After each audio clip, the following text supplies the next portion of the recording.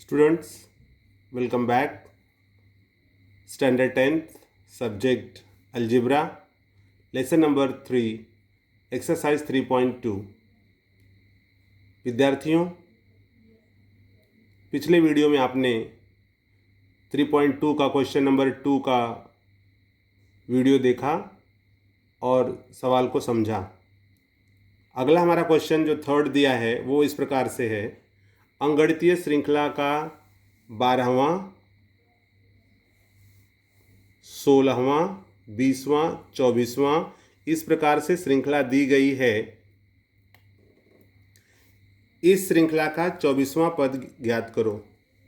तो आपको विद्यार्थियों पहले भी जो मैंने आपको समझाया वो समझ में आया होगा कि आपको अंगगणितीय श्रृंखला में 12वां या 12, 16, 20, 24 ऐसे पद दिए गए हैं, अंक दिए गए हैं और इसमें कहा गया है 24वां पद क्या होगा। 24वां का मतलब ये पहला पद है, दूसरा है, तीसरा है, चौथा है, तो पांचवा क्या होगा, छठवां क्या होगा, ये मौखिक रूप से आप बता सकते हो। जैसे 16 में से 12 घटा दो 4, 20 में से 16 घटा दो 4, 24 में से 20 घटा दो 4। तो आप देख रहे हो कि 4 को अगर 12 में 4 जोड़े 16, 16 में 4 जोड़े 20, 20 में 4 जोड़े 24, 24 में 4 जोड़े 28, 28 में 4 जोड़े, तो ऐसे करके आगे जो पद है वो आते जाएंगे। लेकिन जैसे से आप आगे जाओगे इस तरह मौखिक रूप से जोड़ने में आपको 24वां पद आते आते बहुत बड़े अंक होंगे और शायद उसको बताने में आपको गलतियां होने के संभावनाएं रहती हैं। इसलिए हमें क्या करना है कि जब भी इस तरह का पद पूछा गया हो तो डायरेक्ट हमारे पास जो सूत्र दिया हुआ है एनवां पद का सूत्र जो है Tn बराबर a plus n minus 1d।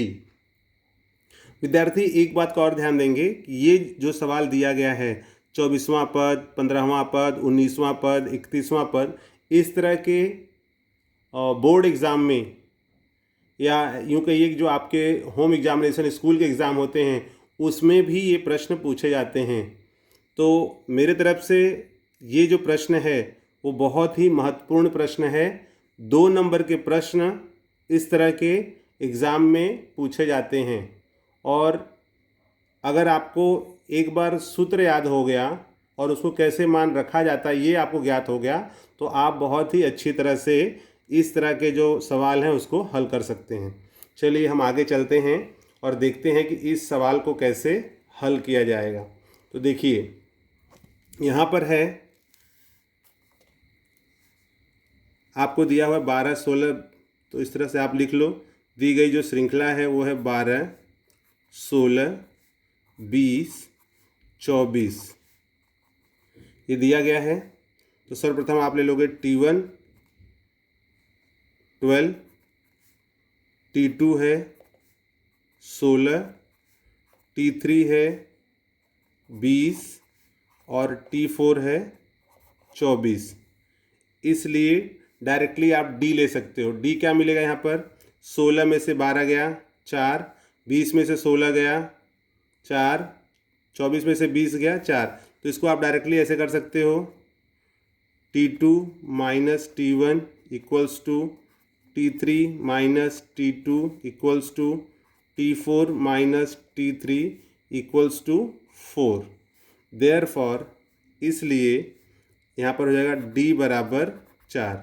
D 4 हो गया। A क्या है 12। आपको ज्ञात क्या करना है 24वां पद।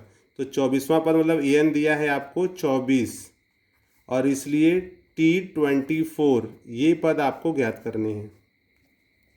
ठीक है विद्यार्थी, एक चीज़ का और ध्यान दें कि अगर आपको डायरेक्टली 16 में से 12 गया 4, 20 में से 16 गया 4, 24 में से 20 गया 4 पता है तो ये T1, T2, T3 ये कब लिखना है ऐसा आपको, जब कहा गया हो कि आप बताइए अंगगणितीय श्रृंखला है या नहीं ऐसा पूछा गया हो तब आपको इस तरह से लिखना जरूरी होता है। अदरवाइज आप डायरेक्टली प्रश्न लिख करके और सीधे आप लिख सकते हो D इक्वल्स टू 4, क्योंकि आपने देख लिया कि यहाँ भी 4 आ रहा है, यहाँ भी 4 आ रहा है, यहाँ भी 4 आ रहा है, तो डायरेक्टली आप लिख सकते हो D बराबर 4। ए का मान हमेशा जो प्रथम पद है वो यहाँ होगा, ए बराबर 12। 24वां पद कहा गया है n बराबर 24, T24 क्योंकि Tn होता है तो आपको n दिया हुआ है 24। अब इसका सूत्र आपको पता है, सूत्र दिया हुआ है इसका, जैसे यहाँ पर सूत्र है Tn बराबर a प्लस n-1d। ठीक है, ये सूत्र हो गया। अब इसमें आप मान रख दीजिए। मान क्या रखेंगे, देखिए यहाँ पर, इसलिए Tn, तो n की जगह पर है 24, T 24, a का मान है 12 प्लस n कितना है 24 माइनस 1 और d कितना है 4। इतना समझ में आया आपको? हमने सिर्फ क्या किया, ये जो मान हमने यहाँ पर रखे हुए हैं ये सारे मान सूत्र के अंदर रख दिए। अब इसके आधार पर आपको T24 12 प्लस ब्रैकेट में 24 माइनस 1 नेक्स्ट ब्रैकेट में 4 मिल गया।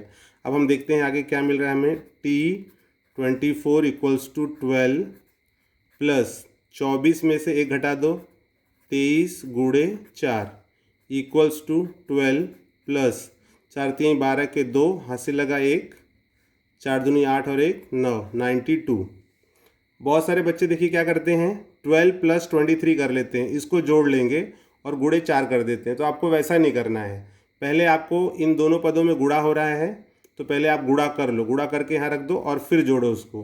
तो अभी इसको आप जोड़ोगे तो आपको क्या मिल रहा है वो देखिए, यहाँ पे हो जाएगा। इसलिए T24 इक्वल्स टू 2 और 2 4, 9 और 1 10, 104। तो आपको T24 का मान मिल गया 104। तो इस प्रकार से हम 24वां पद ज्ञात कर सकते हैं। आई होप कि आपको सवाल समझ में आया होगा।